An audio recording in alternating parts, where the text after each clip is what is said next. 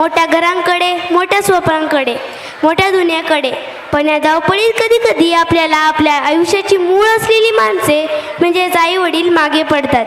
आजचे नाटक हे मनोरंजनासाठी नाही तर मनाला प्रश्न विचारण्यासाठी आहे.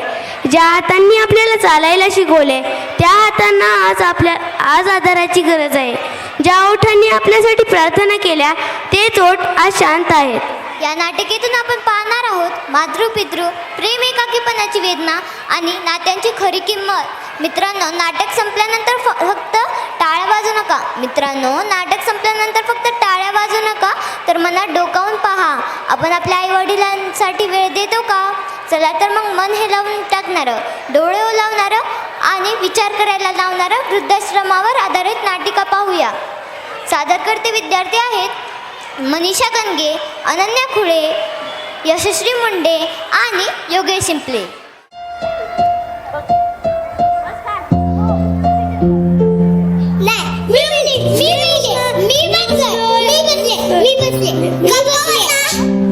गप्पा बसा. इकडे सगळ्यांनी गप्पा बसायचं.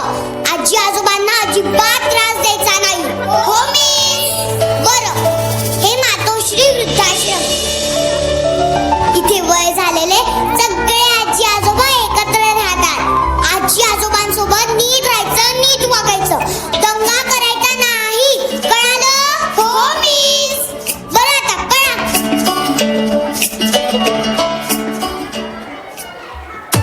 आओ चला लवकर, किती उशीर करताय तुम्ही? आलो.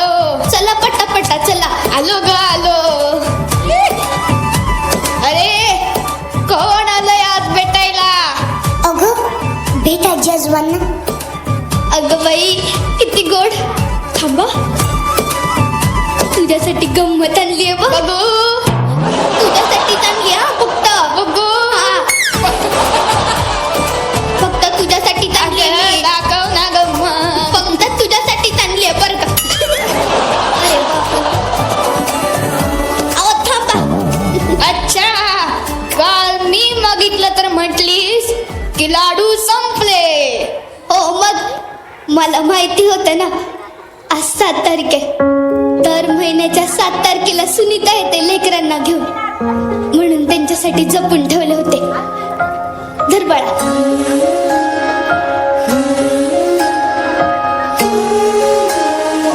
OMG, माझी आजी पण सेम असेच लाडू बनवायची. मी खूप लहान होते ना. आजी आठवत नाहीये पण तिच्या हातची चव आठवते. प्रेमाची चव साऱ्या जगात एकसारखीच असते पोरी. मॉम म्हणते माझ्या आजी आजोबा देवाघरी गेलेत. काय असतं ते सांगतो हा तुला. बस. अग ते देवाच्या घरून तुझ्यावर लक्ष ठेवत असतील. हा, तुम्ही या घरी का आहात? तुम्हाला नाही येत नातवांची आठवण? येते ना, खूप येते. असो हा, असो. सुनीता, दर महिन्याला 7 तारीख येतेच आणि तू असे गोड गोड पाहुणे आम्हाला भेटायला घेऊन येतेस.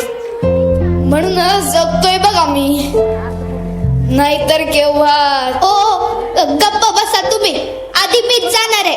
अजिबात नाही. आपलं काय ठरलंय? आधी मी जाणार. आपलं असं काहीच ठरलं नव्हतं. आधी मीच जाणार.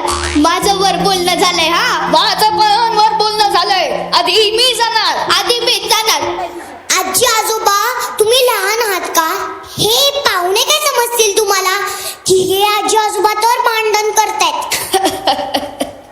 तुला सांगतोय सुनीता, कधी भांडण, कधी रुसवा.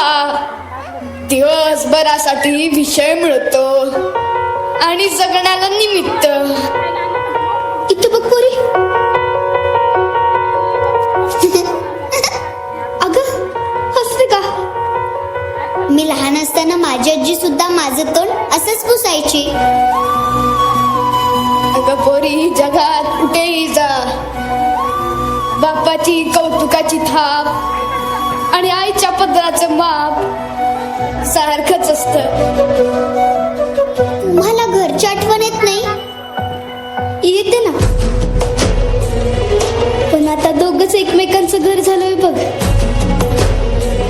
खरंय, तुटलेल्या लाकडावर पाखरू येऊन बसावं कसं होतं बघ तुम्ही आल्यावर. माई काका, तुम्हीच म्हणतात ना, जुनं आठवायचं नाही आणि मागचं साठवायचं नाही. अगं, तुला कसं माहिती आहे वाक्य? माझा डॅडा बोलतो. कुठे राहतेस तू पुरी? वरद गणपती आहे ना, त्याच्या समोर घर आहे आमचं. नाव काय तुझं पूर्ण? आसावरी संदीप पाडळकर.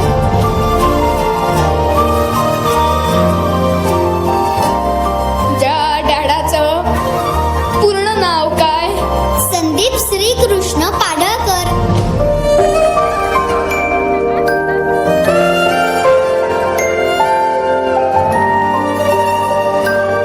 श्रीकृष्ण पाडळकर.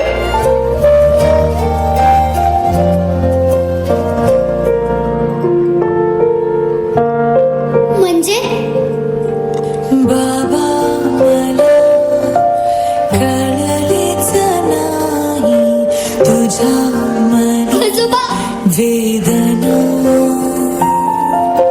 कशी मी आजी, बोल कुठे जाऊ मला काही समजेना. सागही घालते लाडकी तुला जगण्यात दिला माझ्या जीवात अर्थ खरा. आजोबा. बाबा थांबला रे तू जाऊ नको तुम्ही मला सोडून इथे का ना? मी रोज रात्री तुमची आठवण काढायचे. संध्याकाळी सोसायटीच्या मंदिरात सगळ्यांचे आजी आजोबा यायचे. फक्त तुम्हीच नव्हते. मम्मी घर नाही सोडलं ग परी. सरस्वती, ते काय नाही. तुम्ही आता चला माझ्यासोबत. आपण आपल्या घरी जाऊ. नाही बा, तू जा आणि आम्हाला इथे भेटायला यायचं. तुम्ही येताय की नाही? नाहीतर मीच इथे थांबते. बाळा, मम्मी डॅडी तुझी वाट बघत असतील. तुझ्याशिवाय नाही राहू शकत. ते तुमच्याशिवाय राहू शकतात ना, मग मी पण त्यांच्याशिवाय राहू शकते. बापरे, मी इथेच राहणार. नाहीतर तुम्ही माझ्यासोबत घरी येणार. थांबा. मिस, प्लीज तुमचा फोन मिळेल?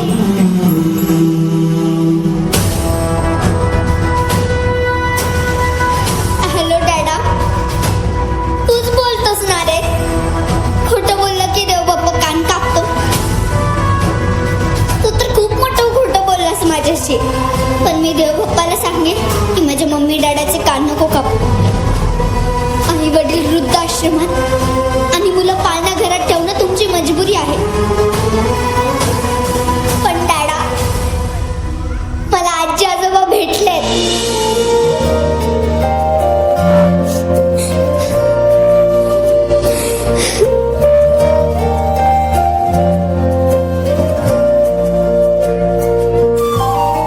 आणि तुम्हाला कधी मला भेटावंसं वाटलं ना, तर तुमच्या आई वडिलांच्या आधी परमिशन घ्या आणि मगच मला भेटा.